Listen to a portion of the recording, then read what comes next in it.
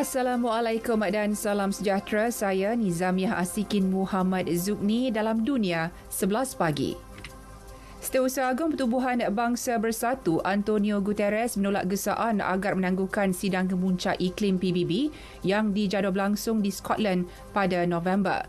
Tegas beliau, tindakan menangguhkan sidang kemuncak itu bukan perkara yang baik. Sebelum ini sudah berlaku banyak kelewatan dalam membuat keputusan berhubung isu yang penting dan mendesak itu. PBB turut memerlukan kerjasama kukuh daripada Amerika Syarikat dalam membiayai pembangunan berkaitan iklim dan mitigasi serta usaha tambahan daripada China berkaitan isu pencemaran.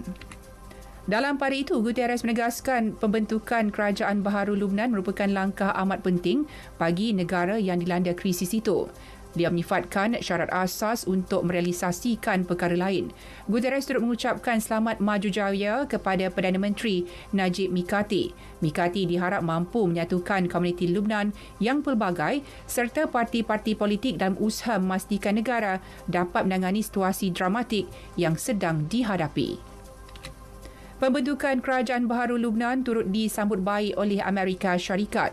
Jurucakap Jabatan Negara Ned Price dalam reaksinya menggesa agar pemerintah Baharu Lubnan mengambil tindakan segera bagi memulihkan ekonomi serta aspirasi rakyat. Washington turut menggesa agar Parlimen Lubnan segera memberi lampu hijau kepada Kabinet Baharu bagi memulihkan kerajaan mula bekerja.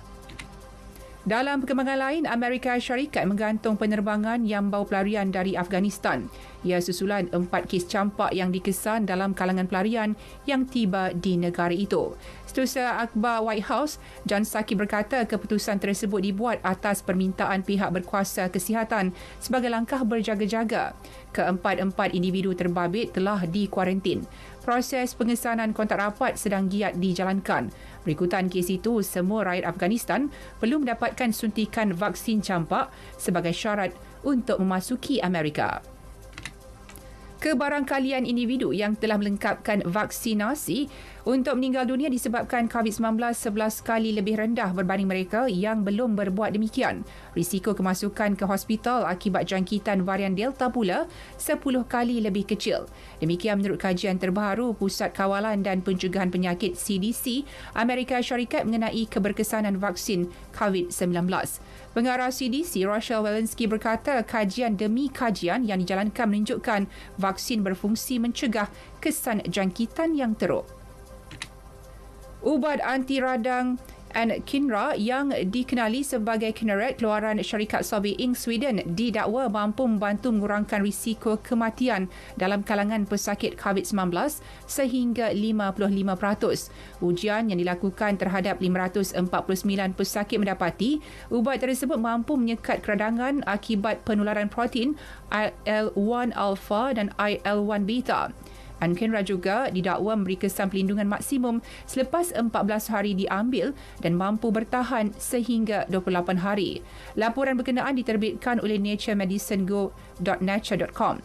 Laporan sama turut menyebut ubat untuk pesakit jantung dapat membantu mengurangkan pembekuan darah yang terjadi akibat serangan COVID-19. Legenda bola sepak Brazil Pele masih dirawat di unit rawatan rapi ICU. Bagaimanapun keadaannya semakin pulih selepas menjalani pembedahan bara usus. Menurut pasukan perubatan di Hospital Albert Einstein, Pele aktif bercakap dan menunjukkan tanda-tanda positif. Pele 80 tahun menjalani rawatan di hospital itu sejak 31 Ogos lalu. Akhir sekali kejohanan tenis terbuka Amerika Syarikat. Pilihan kedua Dani Medvedev mara ke perlawanan akhir selepas menewaskan Felix Auger-Aliassime dari Kanada 6-4, 7-5 dan 6-2. Medvedev akan bertemu sama ada pilihan utama Novak Djokovic dari Serbia atau pemenang pingat emas Olimpik Tokyo Alexander Zverev dari Jerman bagi merebut gelaran juara. Ini kali ketiga bintang Rusia itu berjaya melangkah ke perlawanan akhir Grand Slam. Sekian berita yang disenting oleh Mas Niza Awang Kecil dari Pusat Berita RTM. Kibarkan jalur gemilang sebagai tanda kebersamaan keluarga Malaysia melawan pandemik COVID-19. Menang bersama. Assalamualaikum dan salam sejahtera.